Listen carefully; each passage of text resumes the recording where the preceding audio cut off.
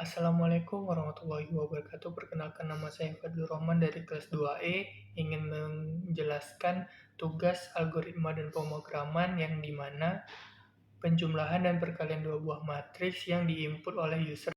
Oke, untuk fungsi yang pertama yaitu void input matrix, kita deklarasikan integer matrix kurung siku max size, terus integer row atau baris, integer kolom atau kolom. Kita coutkan atau menampilkan teks masukkan elemen matriks. Untuk perulangan, kita integer i sama dengan 0. I kecil dari baris, maka i akan ditambah terus-terusan. Begitu juga untuk for integer j sama dengan 0, j kecil dari kolom, maka j akan ditambahin terus. Untuk fungsi yang kedua yaitu void add matrix, untuk menjumlahkan dua buah matriks. Nah, untuk perulangannya hampir sama dengan perulangan yang di atas, fungsi yang di atas. Cuman bedanya kita lakukan penjumlahan, yaitu sum matriks i dan j sama dengan matriks A, I, dan J ditambah matriks B, I, dan J. Untuk yang fungsi yang ketiga, void display matrix yang berfungsi untuk menampilkan matriks hasil perkalian dan penjumlahan tadi. Nah, untuk perulangannya juga hampir sama, tidak ada yang berbeda. Hampir sama. Terus cuma menampilkan cout untuk menampilkan teks matriks hasil penjumlahan atau perkalian. Nah, sedangkan untuk fungsi mainnya, kita deklarasikan integer matriks A, matriks B, dan integer sum matriks. Integer row untuk baris, integer kolom untuk kolom. Nah, untuk cout yang pertama, masukkan jumlah matriks, baris matriks. Maka di in-nya akan di-input sebagai user sebagai row atau baris. Nah, begitu juga untuk kolomnya. Cout masukkan jumlah kolom, maka user akan menginput jumlah kolom, maka jumlah kolom yang diinput tadi akan dimasukkan ke dalam kolom.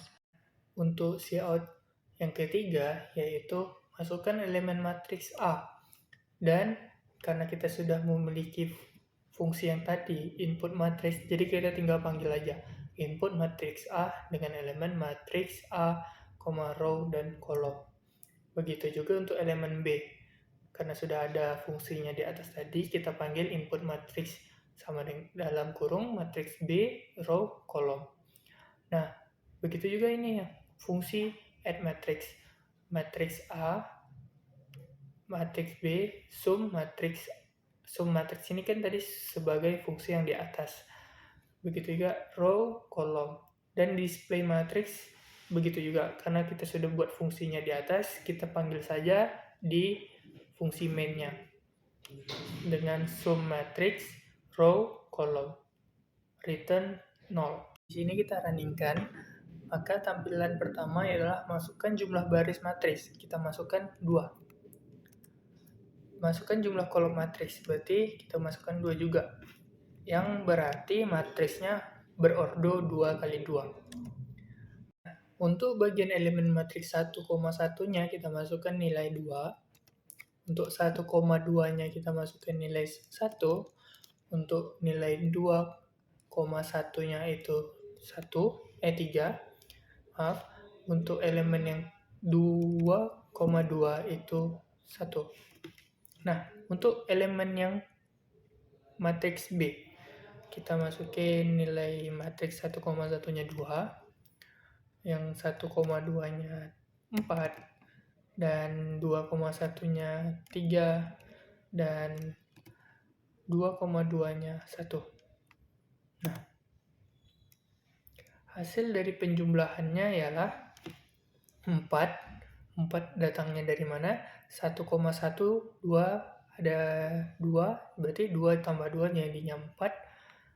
1 ditambah 4 hasilnya 5, begitu seterusnya. Nah, untuk fungsi perkalian, kita tinggal rubah, di mana tadi kita sudah memiliki fungsi penambahan dari matriks tadi.